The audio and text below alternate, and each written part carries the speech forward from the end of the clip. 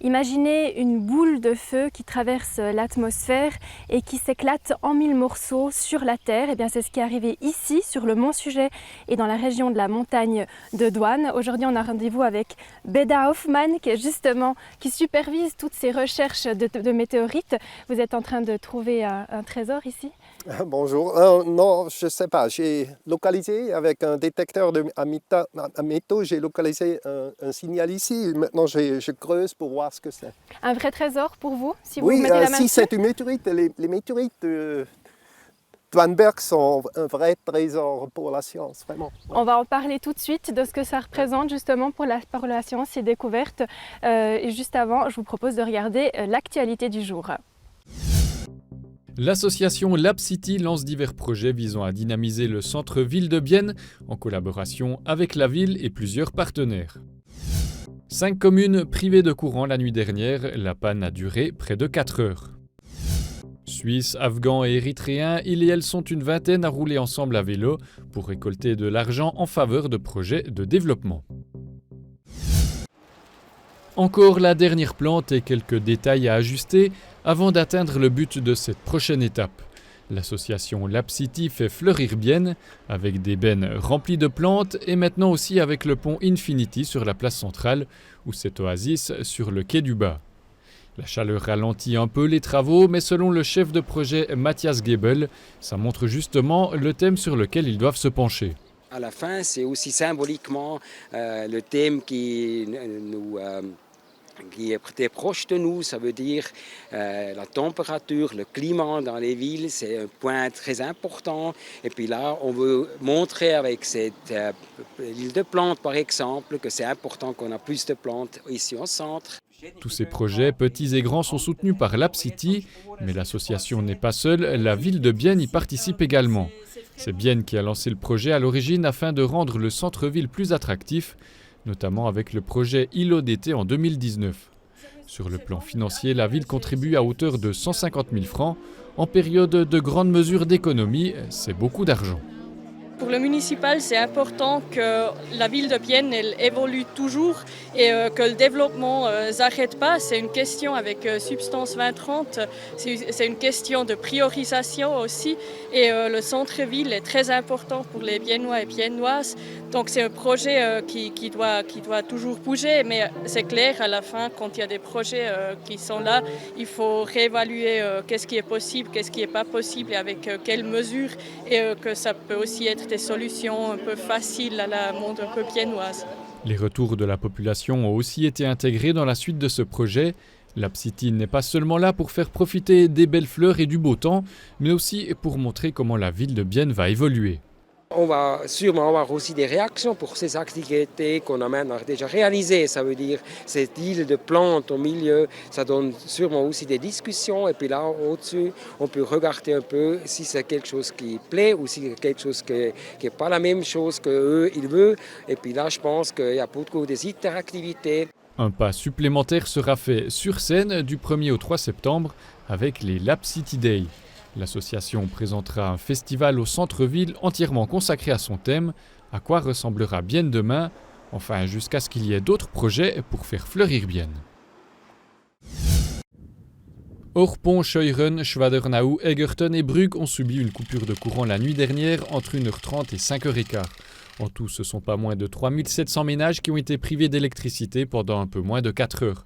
Ce matin, les BKV étaient sur le terrain pour remettre le réseau en état. La cause de l'incident est un court-circuit de ce câble qui s'est ensuite enflammé près de Scheuren. Certains plient les tentes, d'autres préparent les vélos au départ et font les réserves d'eau. Et c'est parti! Plus de 20 personnes roulent aujourd'hui de la Neuville à Orvin. Les cyclistes de ce projet de Terre Nouvelle sont des Suisses et des requérants d'asile. Les églises réformées de la région organisent ce voyage pour la 2e fois. Ensemble, ils récoltent de l'argent pour des projets d'aide au développement dans les pays du Sud, les pays d'où sont originaires certains participants. On pense que ça fait du sens, nous vivons tous sur une planète et puis on a des jeunes qui viennent de Suisse, des jeunes qui viennent d'Afghanistan, d'autres d'Érythrée et de se dire ensemble on peut faire quelque chose de bien. Les cyclistes passeront en tout 4 jours sur les routes de Berne vers le sud du Jura puis jusqu'à Bienne, soit quelques 150 km. Aujourd'hui, c'est la deuxième étape et ça grimpe. C'est difficile et un premier vélo rencontre des problèmes. Les cyclistes les plus expérimentés donnent un coup de main et c'est reparti jusqu'au premier ravitaillement, enfin s'ils y arrivent encore. Malgré qu'il est monté, on est très motivés. On va s'en sortir avec Noé et puis on est prêt en fait. En tout cas, ouais, c'est vraiment sympa. Il y a une très bonne ambiance dans le groupe. Tout le monde s'entend super bien. Et c'est vachement agréable de pouvoir rouler avec tous ces gens. Surtout et ouais, avec je trouve lui. qu'il y a ouais, surtout avec lui. L'intégration est au cœur du projet et une telle aventure, ça rapproche. On est motivé parce qu'on a bien aimé ces différentes cultures. On a passé une belle journée. Et puis j'étais aussi l'année passée ici avec différentes personnes, mais il y a aussi de nouvelles personnes. Ça fait du bien passer. On a aussi une belle ambiance. Donc lui, il vient d'Afghanistan. Ça fait 6 mois qu'il est en Suisse. Donc il a aussi trouvé une belle journée. Il a bien passé du temps avec nous. C'est assez magique parce que il y a tout ce qui est autour du vélo et puis le vélo souvent les jeunes qui viennent soit d'Érythrée ou d'Afghanistan ont plutôt un bon physique et puis c'est un peu eux qui nous font la leçon au niveau physique et puis le soir on a des moments de partage, on fait de la musique ensemble, on danse et puis chacun amène sa pierre à l'édifice et c'est vraiment sympa. Et c'est déjà reparti aujourd'hui jusqu'à Orvin. Demain, ils monteront au Chasseral et dimanche, l'aventure se terminera à Bienne.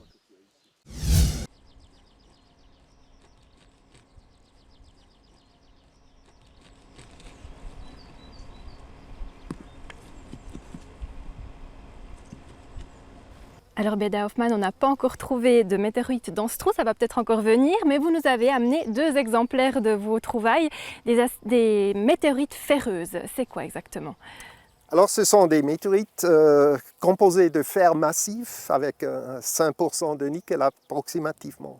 Et ce sont des pièces d'un noyau d'astéroïdes, partie de la ceinture d'astéroïdes entre Mars et Jupiter. Ce sont des corps de quelques kilomètres à plus de 100 km de diamètre, mais beaucoup plus petits que les planètes.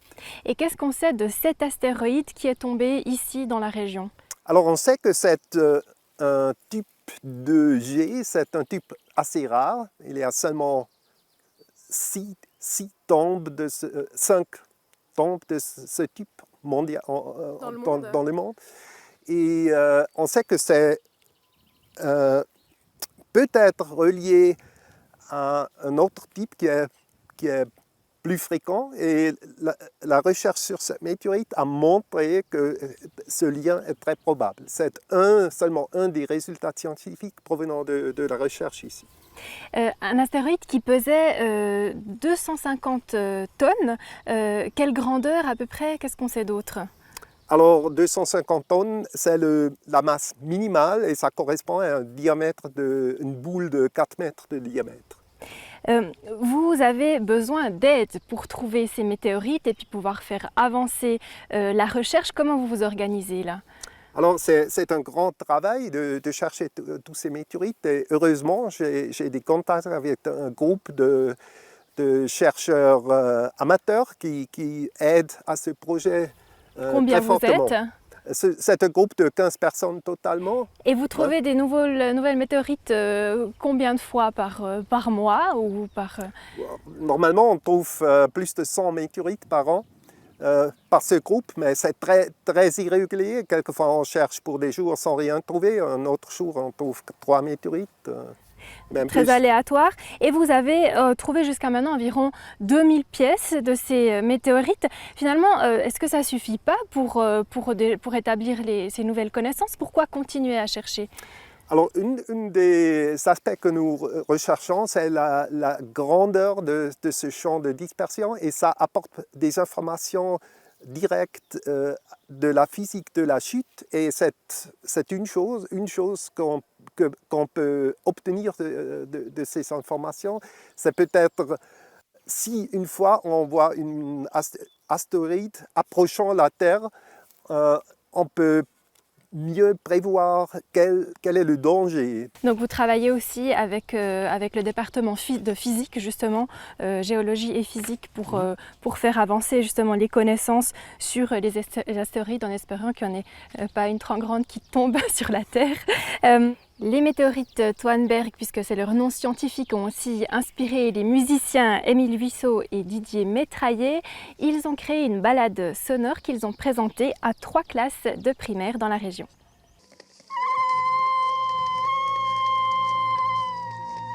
Émilie Huisseau et Didier Métraillé interprètent en musique la chute de la météorite du Toineberg. Thierry Basset la raconte de son point de vue de scientifique. Il vulgarise la géologie depuis 25 ans et est convaincu que derrière chaque caillou se cache une histoire extraordinaire. Il n'y a qu'à penser aux dinosaures qui étaient présents ici dans tout le Jura durant l'ère secondaire. Il y a l'histoire de cette météorite du Toineberg, il y a des histoires incroyables qui sont passées durant l'histoire géologique. Quand on pense qu'on a les 2 chaînes de montagnes les plus étudiées de la planète, les Alpes et le Jura, le grand public généralement ne connaît pas l'histoire de ces chaînes de montagnes. La plupart des élèves ne savent que faire de la géologie. Un casque sur les oreilles, il et elle se laissent entraîner dans ce retour dans le temps en immersion totale. Et ça prend. Si t'aimes pas beaucoup le thème et on fait ça, c'est cool parce qu'il y a des champs, on se déplace et je trouve ça intéressant. D'habitude, j'aime pas trop ce qui est géologique et comme ça, mais avec cette balade, ça m'a aidé à devenir intéressant.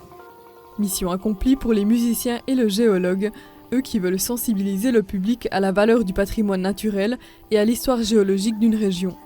Je pense que c'est difficile. Ici, ce qui est pratique, c'est que les enfants, on parle de leur région, de chez eux, de leur terrain, de leur montagne derrière chez eux, derrière leur village.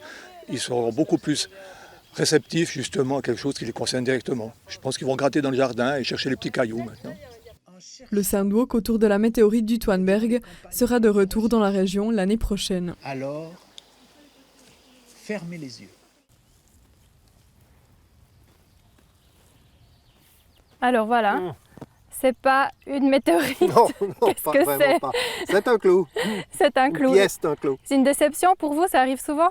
Oui, c'est normal, ça arrive souvent, c'est totalement normal. Une fois sur 2, vous trouvez autre chose? Non, c'est 100 fois d'autres choses, une fois une météorite. D'accord, mais ça vous arrive de trouver des choses quand même intéressantes qui finissent au service Quelquefois, on trouve archéologique? des objets intéressants pour l'archéologie, on les transfère au service archéologique. D'accord.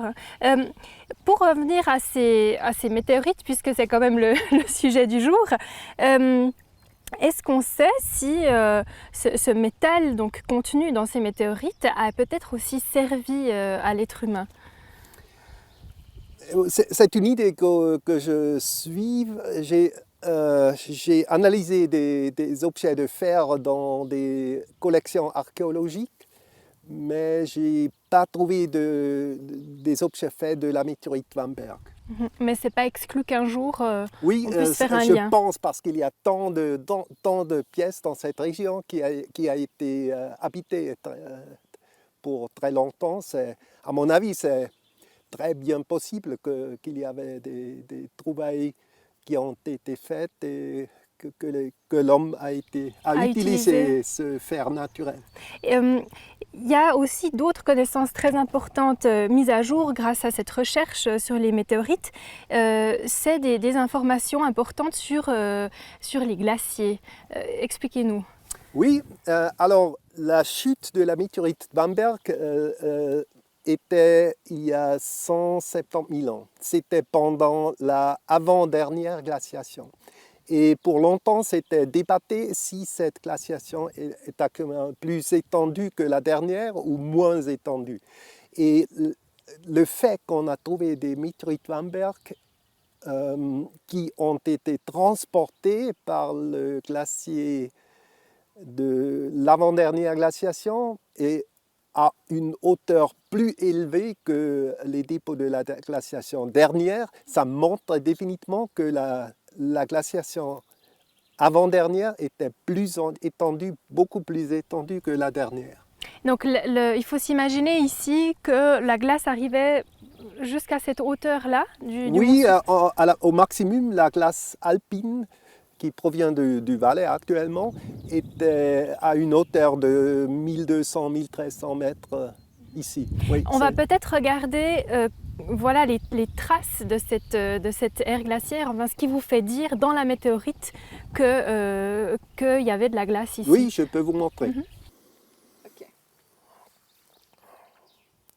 Alors ici, on voit la météorite et dans la croûte de rouille, il y a des inclusions de pierres qui proviennent de la moraine. Est-ce qu'on voit, c'est la tache plus claire, hein? Oui, ici, c'est une pièce de 8 mm peut-être, et c'est une roche alpine qui vient du Valais actuellement, qui est partie du matériel transporté par le glacier. En tout, cette météorite pesait donc 250 tonnes, mais vous avez trouvé pour le moment que 150 kilos de météorites. Alors, où ont terminé les autres kilos? Oui, on ne sait pas, mais c'est bien possible qu'il y ait encore de grosses pièces quelque part, peut-être à une profondeur de 100 mètres sur le plateau de Diez, on ne sait pas. Mais c'est aussi très, très clair qu'une grande partie de la masse actuellement a été dispersée comme poussière. Au final, donc, on est sur ce champ de météorites, il n'y en a que 3 en Europe, sauf erreur. Qu'est-ce que ça représente pour vous, scientifiques, chercheurs, de mener cette recherche sur les météorites dans la région? C'est un des grands highlights dans mon carrière, c'est clair. Oui. J'ai aussi étudié des météorites en Arabie, en Oman, mais ici c'est vraiment c'est chouette que c'est si proche et même dans une région très, très belle. Et vous êtes géologue, mais vous me racontiez qu'enfant, vous auriez espéré faire autre chose aussi. Oui, mon rêve c'était de devenir astronaute et peut-être l'étude des météorites c'est un petit remplacement d'être en espace moi-même.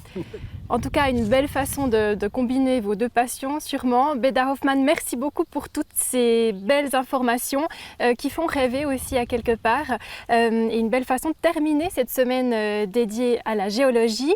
La semaine prochaine, pour l'info été, on va explorer le lac de Bienne sous toutes ses coutures.